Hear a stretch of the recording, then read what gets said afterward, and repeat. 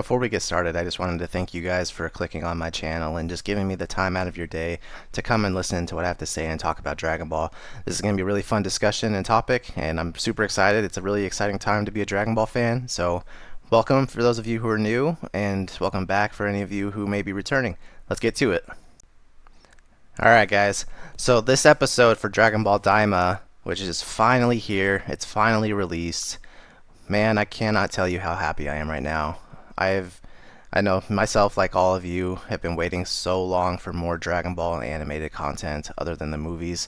We've had a very long wait since Dragon Ball Super ended, and we're finally back, and we are eating. We are eating really well. So, alright guys. So this episode starts off with a recap. It starts off with a brief recap of Goku's journey, basically from his childhood throughout all of Dragon Ball Z. So we get to see some snippets of our favorite scenes from Dragon Ball Z, from Goku and his fights with Vegeta, Frieza. We get to see Raditz again in this new animated style, and it looks really, really good. He looks awesome. Everybody looks awesome. This animation is beautiful. It is clean and it is pristine. And I'm super happy about this because, I love Dragon Ball Super. I loved it a lot, and I defend it a lot, but it's undeniable that there are just times where the animation is just really bad, and it's just not up to par, and I think it's been long overdue for us Dragon Ball fans to have something well done like this, with better pacing, with, no time crunch, and, this kind of quality, really. But yeah, no, the animation is beautiful. If you haven't watched it and are trying to decide whether you want to watch it or not, because a lot of people are upset that, like, hey, I wanted Moro to come back with the Dragon Ball Super anime. But this is what Toriyama has given us. This is potentially his final project, his gift to us and all of Dragon Ball fans for the 40th anniversary of the series. He put a lot of his own personal work, time, and effort into this, which makes it a lot more special.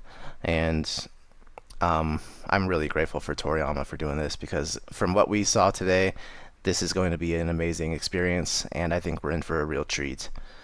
So, we go to the Demon Realm, where we see Goma, the king of the Demon Realm, after Dabura, and Degesu. He is the Makaioshin. Then they observe the events of the Buu saga on their giant sphere. It's kind of like the Las Vegas sphere, but it's just a TV though, and so they're just watching the Buu saga take place on it, and they're just breaking it down, and they make it very clear that Babidi, they view him as an enemy, and that they think he's a threat, and they actually kind of curse his name for taking their king from him, Dabura, and kind of. It's not sure if they like Dabura. I'm just gonna say Dabura. I can't pronounce the names like that off the top of my head without pausing. But they take Dabura and they blame Babidi. They're like, "Hey, he took our king," and it's kind of pathetic of him to be taken so easily. And they view Babidi as a threat. Like, they really think that he was going to take Dabura, take Majin Buu, and eventually target them. And so. We learned that they're not a fan of Babidi. So we get some new information here. So Degesu, the Makaioshin, we learned that he is Shin's younger brother. He refers to him as his older brother, and it's cool because it briefly shows a relationship here between the Kaioshin and the Makaioshin. Degesu, he views Shin as pretentious and full of himself, and I don't personally see it, because whenever we see Supreme Kai in his debut and throughout Dragon Ball Super, he's kind of like a pushover, and he seems not incompetent, but he's just he's new to his job, and he got put in that position really early because all his seniors were killed by Buu long time ago. But yeah, it's cool. They're brothers, and it's a little different for them because they're not biological. It's not like us and our siblings. And as humans, because the Makaioshin, or the Kaioshin and Makaioshin, they're born from the Shinju tree, I believe, and they're born from fruits, and the Kaioshin are born from golden fruits. They're supposed to be, good, and they're born in basically destined to be Supreme Kais. And sometimes the tree will bear, sour fruit, bad fruit, and that fruit becomes the Makaoshin. And so there's just this little symbolic thing between them about, good and bad. And, you can kind of see that, that bitter contempt that the Makaoshin have for, the Kaioshin and stuff. And I thought that was really cool. I actually wonder if we're going to get more information on the Shin. It's the Shinju tree or it's the Shinseiju tree. I can't remember, but it's a really cool lore bit. But anyways, so Goma, he's concerned about the power of Goku and the others when he's watching, the events on his big screen TV, and it's just something that they solidify right off the bat that he's like, hey, these guys are powerful. I don't really like that. How are these guys so powerful? They don't exist in the demon realm. How are people outside that strong? And Degasu, he wonders. He even asks, he's like, are they Majin or demon folk? But Goma points out that they're not because they don't have pointy ears and they have round ears. The pointy ears are apparently a symbol for those who were from the demon realm. And after Dabura is defeated, Degasu, he tells Goma that he is now the Demon King. He, since this just happened, he's technically the king, but there has not been a coronation. It has not been announced to the demon realm yet because, it's likely that they're the only ones who are in the know. So I doubt all the citizens throughout the demon realm are aware of everything that happened with Dabura and Babidi and Boo. And so, yeah. And we get some really cool lore here from the demon realm, that the demon realm also has their own Dragon Balls. They're very surprised that Earth has Dragon Balls and that they have a different number of 7. And they are even more surprised when they find out that they grant 3 wishes, which means there are Dragon Balls in the demon realm, and they are very different. They're different in size and what they can do as far as wish capacity. And so we get some really cool Namekian lore, which we've been waiting for a very long time, and it actually hasn't been a very long time. Like throughout the series, so people have wondered, like when King Piccolo first appeared, because Piccolo Daima, Demon King Piccolo. People have been wondering whether he's an actual demon or if it was just more of a title. Obviously we learn later in Z that they're aliens, from planet Namek. And so we're like, oh, okay, so I guess that's where they come from. Originally, it's from Namek. That's where Kami and where his Kotatsu, his father, were originally from, and we learned that they had escaped. The Namekians are originally from the demon realm, and that they had escaped to the outside world.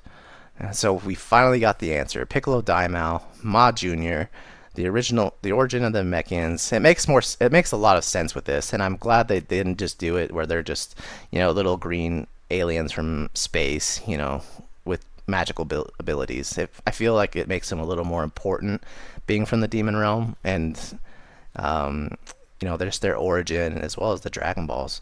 And so I thought that was a really cool tidbit. We're then introduced to Dr. Arinsu. She's revealed to be the sister of Degasu and Shin, and they immediately hint that there's something or some sort of contention between Arinsu and Goma, because Dabura, he originally helped her fund her research. He helped her, and we don't know what her research is right now, but obviously to her it's very important. And she asks Goma if he's going to do the same thing, and he's like, well, we'll see about it, And he kind of like laughs at her a little bit, and so it doesn't sound like they're on good terms. And so I think this is going to lead up to some conflict between those two. And Arinsu, she's really cool to me. I think she's very intelligent. Obviously, she's like the doctor. She's going to be like a scientist character. But she's also seems to be a manipulator. And during this conversation, she plants a seed of fear inside of Goma. Not a literal seed, but a thought. A thought that would go into, he would think, and it would just grow and make him, assume things, and it would just lead him to, doubt certain things.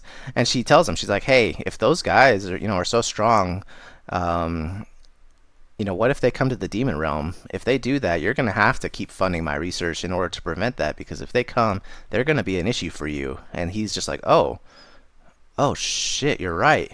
And so I thought that was really interesting. So she seems to be pulling some strings in, some capacity. We're not exactly sure what, but I think she's going to be a really cool character, and she's going to have a lot to contribute. So this ultimately leads Goma to the idea that he's like, hey, we should use the Dragon Balls. And they're like, what? The Dragon Balls? Why? He's like, no, not our Dragon Balls. Earth's Dragon Balls. And we're going to turn that Goku and all his friends and everyone who defeated Majin Buu into kids and babies, and it's not chibis. I don't know why people keep saying that. Just because they're small doesn't make them a chibi. And some information called them minis, but that's clearly not the case. They're just straight up kids. They get turned into kids again, which like, oh yeah, it's GT 2.0, blah blah blah. But it's not a big deal. Only people who say that just skip the original Dragon Ball and don't realize that they've been kids before. Anyways, so Goma, he's like, hey, let's do this. We're gonna turn them into children and depower them so that they can't be a threat to us. And so that's where their plan kicks off. And he explains that the Demon Realm Dragon Balls, they actually are not available for use. That there's these three beings called the Tamagami who appear to be artificial machines. They protect the three Dragon Balls of the Demon Realm, and so there are three. There's three Tamagami, and each one has a protection of a Dragon Ball, which is really cool. I think that's a really cool bit, and I really like the designs too because it shows them for a little bit, and they look really cool. And so I'm excited to see what they do and what they're capable of. So yeah, so the Demon Realm has 3 Dragon Balls, which is why they were so surprised to see that Earth had 7 Dragon Balls. And they even know about the Namekian Dragon Balls as well, as Dagasu, he actually mentions Porunga by name, and learned of him through research, which is pretty funny because once you see him, he's just jotting down notes on this little notepad. It's pretty funny. And even when they get to the lookout, he's telling Dende everything. He's just explaining, and they're when Dende's well, I'm not gonna let you use our wish for anything malicious or anything like that. And he's like, oh well, you don't have to tell us the password because I already took notes on this. I already watched everything you did. And so it's pretty funny. I like how they did that with him. Dagasu seems cool. He seems I don't know if he's going to turn out to be evil, but he's definitely an antagonist right now.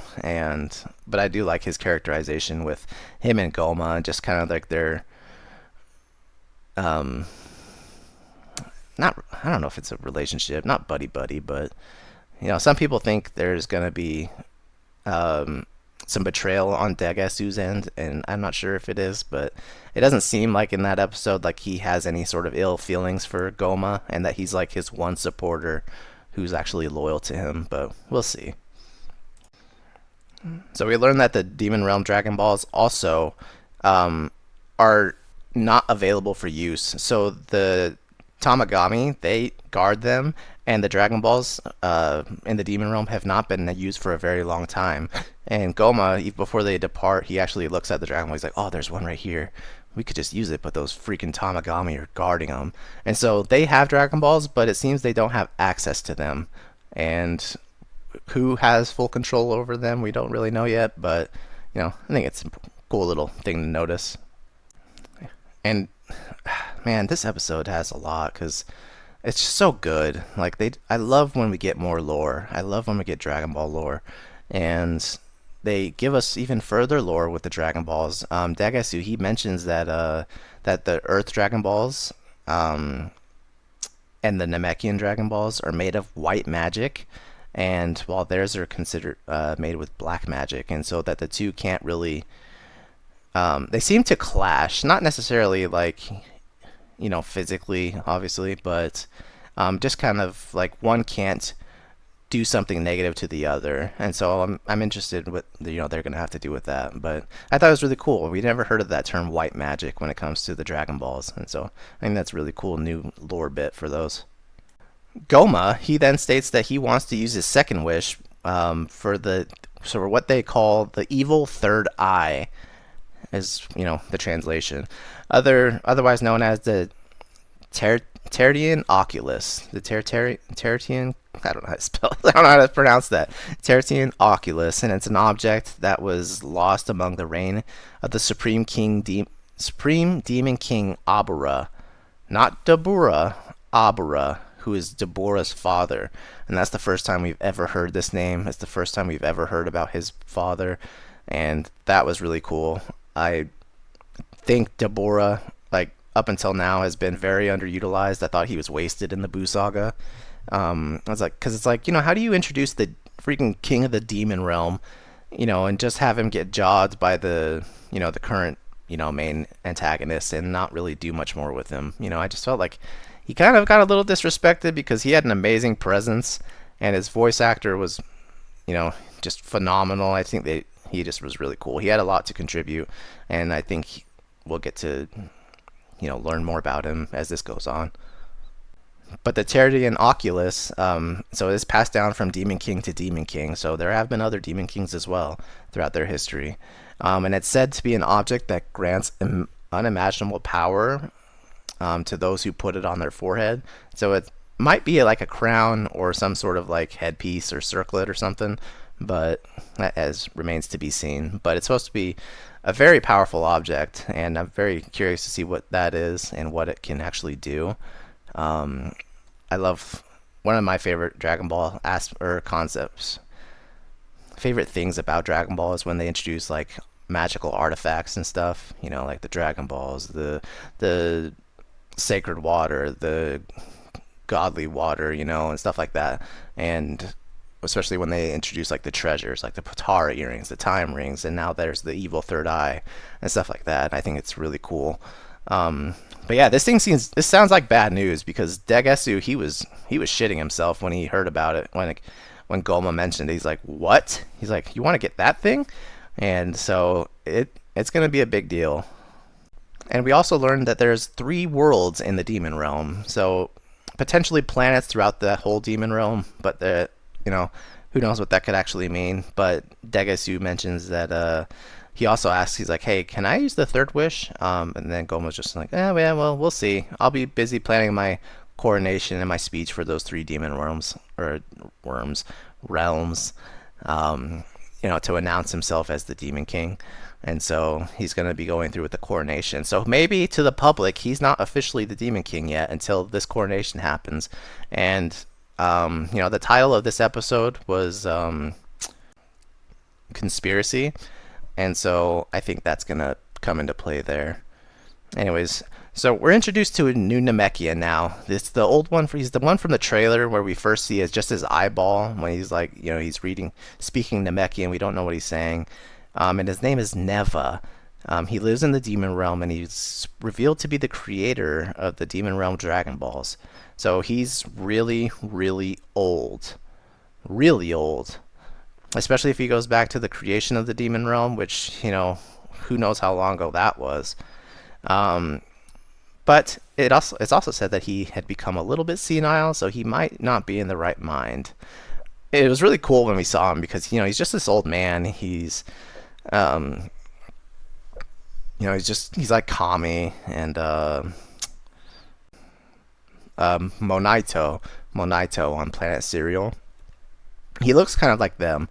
He's just an old Namekian hunched over and stuff, but he's got this creepy smile. He's just has his mouth's just hanging open. He has, no teeth. He just looks like he's zoning out and stuff. And I don't know. It might just be me overthinking things, but he just gives me an unnerving feeling. And so I hope he's actually dangerous, because when we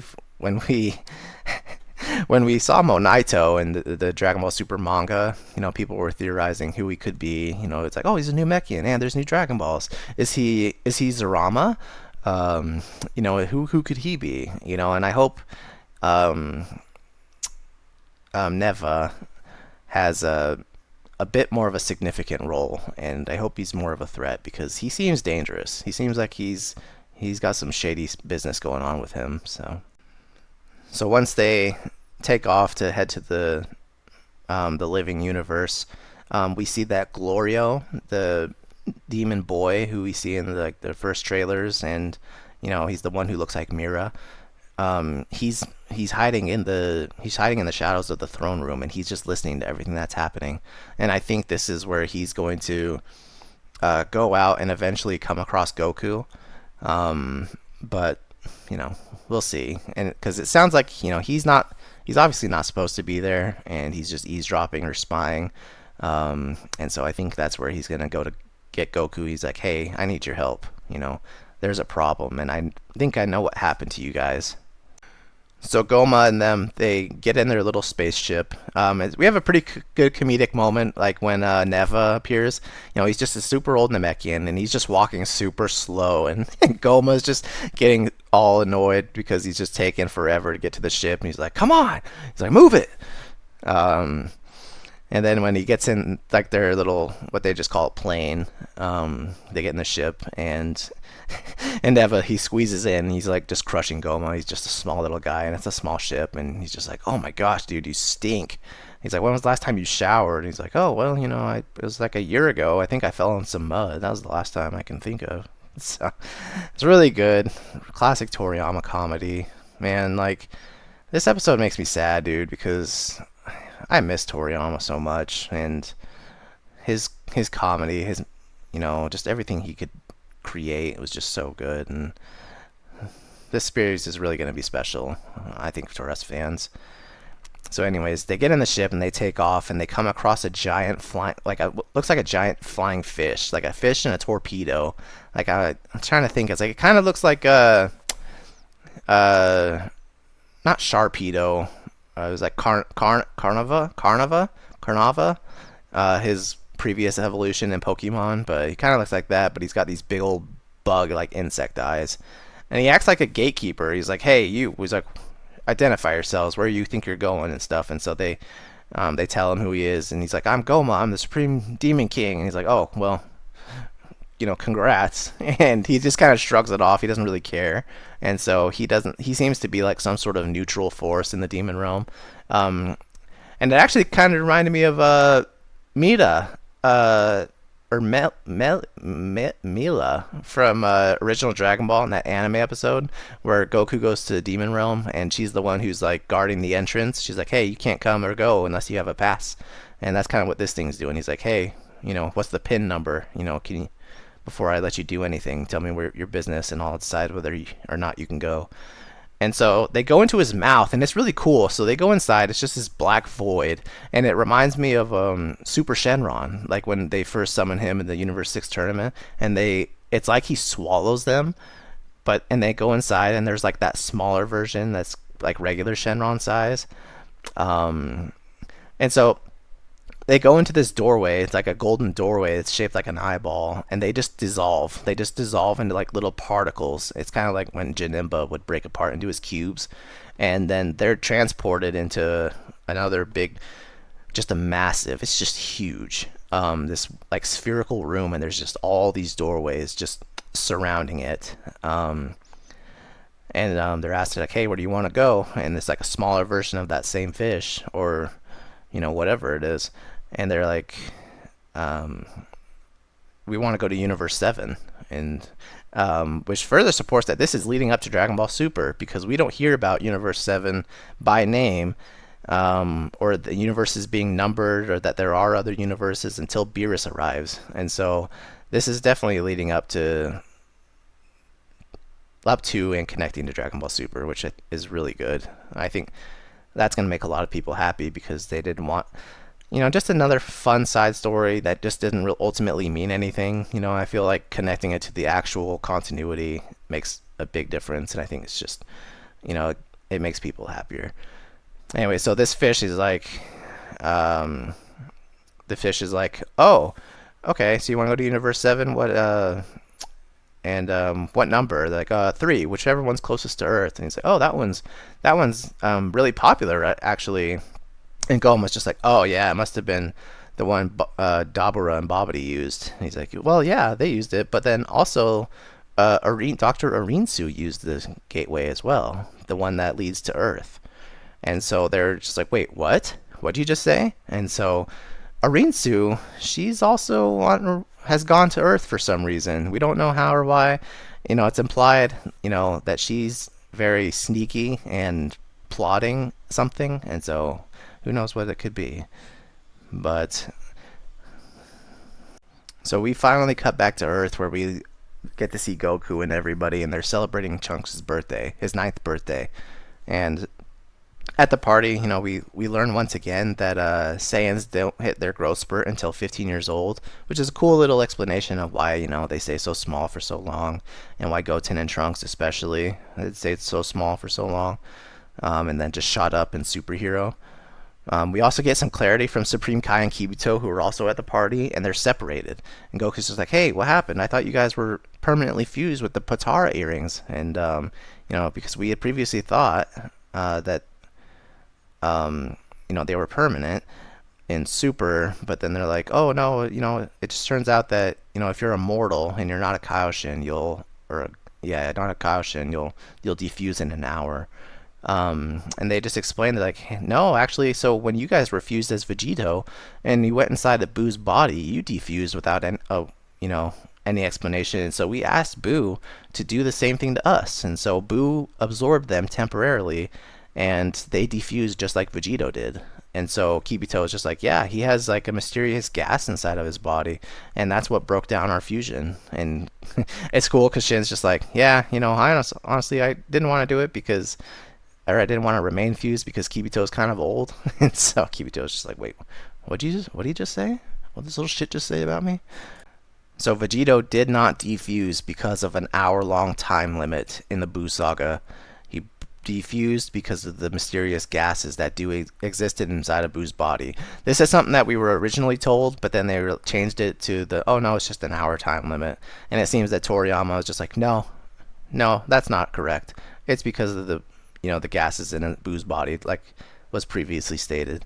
And so I think that's a really cool retcon. It's a small retcon, but it's a very welcome one, if you ask me. So meanwhile, on the lookout, Degasu, Goma, and Neva, they arrive on the lookout and speak to Dende and Mr. Popo. We learn that Dende's ancestors were originally from the demon realm, who had escaped, into the living universe. We also learned, so this is a small, little line that hasn't been addressed yet. I haven't seen people mention this, but he says to Popo, he says, you're from the demon realm too. Like, after he had already addressed Dende. And they just kind of leave it at that. It's just kind of like a little small line that, I think some people have just overlooked. And so I think it's really cool. Mr. Popo appears to be from the demon realm as well. So we could get some cool Mr. Popo lore throughout Dragon Ball Daima, and I think a lot of people are excited for that because he's just been such a mysterious character for so long, and people are like, oh, is he a genie? What is he? What the hell is this guy? And we know what he's based off of in real life, but it's cool that they finally just like, hey, no, this dude's from the demon realm too. You can also tell because he has the same pointy ears that Goma had mentioned before. So in an impressive display, Neva, the old, creepy Namekian, he uses his magic to reach out to the Earth Dragon Balls, and he summons them. Like, he just hits them, like, beams of light just shoot out from his hands, in all these seven directions. They just find the Dragon Ball, one's in the desert, and he just sucks them all. They just all fly straight back to him onto the lookout. It was really cool. And even though they're stone, and he's just like, oh, seems they're turned into stone, so this might be more difficult. But he still is able to just summon them, and then he reverts them. He reversed them to be usable again when they were previously stone, which is really cool. This guy, he has a very strong connection to Dragon Balls, even if they're not from his realm. And so, I don't know. So they summon Shenron, and they make the first wish that for those who defeated Majin Buu and for their friends to be turned into children. And it's funny because Shenron's just like, okay, well, what about those who are already children? And he's like, screw it, just turn them to babies. I don't care. And so Shenron, he grants the wish. We see Goku and Vegeta in a really beautiful sparring match. They get, just hit by the magic, and they revert to children. We get the beautiful new theme song that plays right at the end. We see everybody reverting to children, and that's just where the episode ends. And man, what an episode.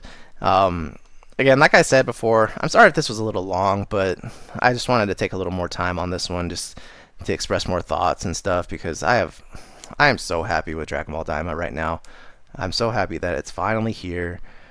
Um, you know, and I don't know, this could just be me, but life's hard. Um, and it's harder when we don't have Dragon Ball, I think, just because it's just such a key part of our lives and it just gives us so much entertainment. It's just something we grew up with, and when it's not there, like you really feel it. Like, it's like, hey, there's this piece of my life that has just been gone for so long, but now it's here and it's back. And my goodness, does it look beautiful! The music was phenomenal, the animation is beautiful, and the art looks amazing. So I'm really looking forward to this. Next week we get the next episode. We got a brief snippet. It's just a still image too. It's just titled Glorio. And so the next episode is likely just going to be about him. We'll probably learn more about him, what is, what he's doing and what you know, what he's up to. So it's really cool. So I'm excited for that. This is an amazing episode. If you have not got to watch it, I highly recommend it. I highly recommend it. If you don't have Crunchyroll or access to Fuji TV, do whatever you can. Make the payment.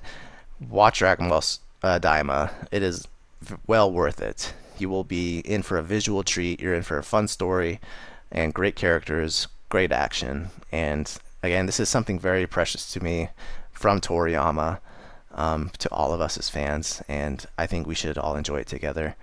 But hey guys, thank you so much. I'm going to wrap it up here. I just want to thank you for any of you who stopped by and spent any of your time here. Very excited, looking forward to more. We'll catch you guys next time. Take care.